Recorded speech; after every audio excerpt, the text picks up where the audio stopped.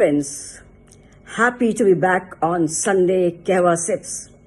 Thanks Mushtaq Bala and Kashmir Pen. It is an honor to be here, a great, great honor. So today I plan to talk about Jude the Obscure.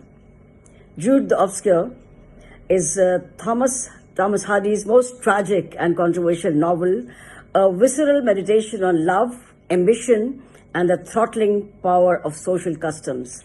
Here is Jude the Obscure, a brand new copy of Jude the Obscure. There are two more copies lying over there, but they are old and tattered. But this is a new copy, and so therefore I was very excited to read from the book. So Jude Foley is a poor village stonemason who dreams of escaping his humble life through education. So his eyes are fixed on Christminster, and he yearns to study among scholars, elevating himself to a higher world.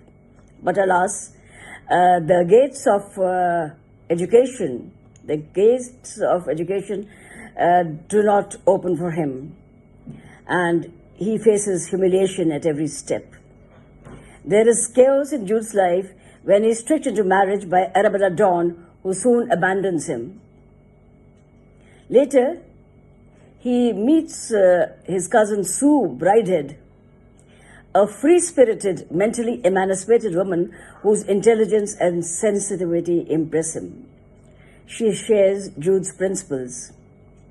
Her nature is complex, and she is caught between her fear of passion, her rejection of marriage, and the ethical codes of society. She vocally rejects the institution of marriage, and because of this, they are punished because of their unconventional relationship, which defies Victorian norms. Shunned by the church and community, plagued by poverty, and weighed down by children, their love story turns into a very, very dismal tragedy. In the stunning end, there are scenes of unimaginable loss, highlighting the status of marriage, religion, and the rigid caste system. When the novel was published, critics and readers both found it outrageous. But Jude the Obscure continues to be one of the boldest and most devastating portraits of the human struggle against societal shackles. And there are questions raised in Jude the Obscure that remain relevant even today. How much of our destiny is shaped by society? Is love ever free in a world where rules and judgment reign? What future awaits those who dream beyond their station?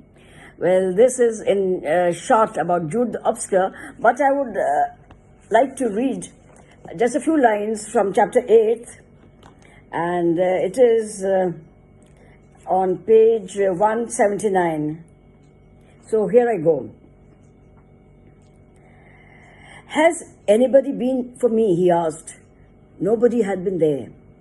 As he could claim the downstairs sitting room till 12 o'clock that night, he sat in it all the evening, and even when the clock had struck 11 and the family had retired, he could not shake off the feeling that she would come back and sleep in the little room adjoining his own, in which he had slept so many previous days.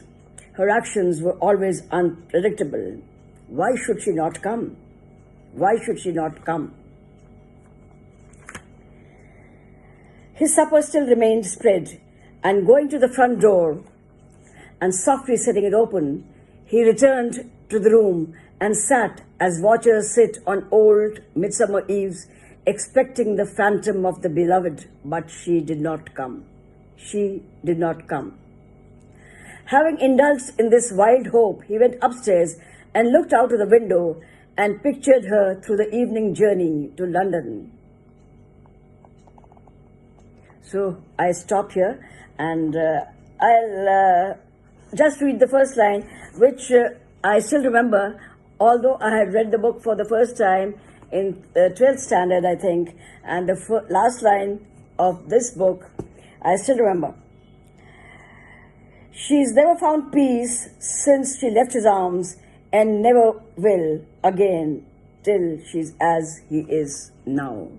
So these are the last words, the last lines of Jude the Obscure, and I hope you'll get hold of the book and read it, because it is one of the most controversial reads of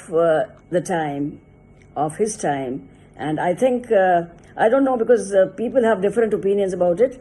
I did not like it when I read it in the 12th standard because it was full of tragedy and all. But you ought to read it because it's a classic. Thank you so much, and toodaloo. See you again.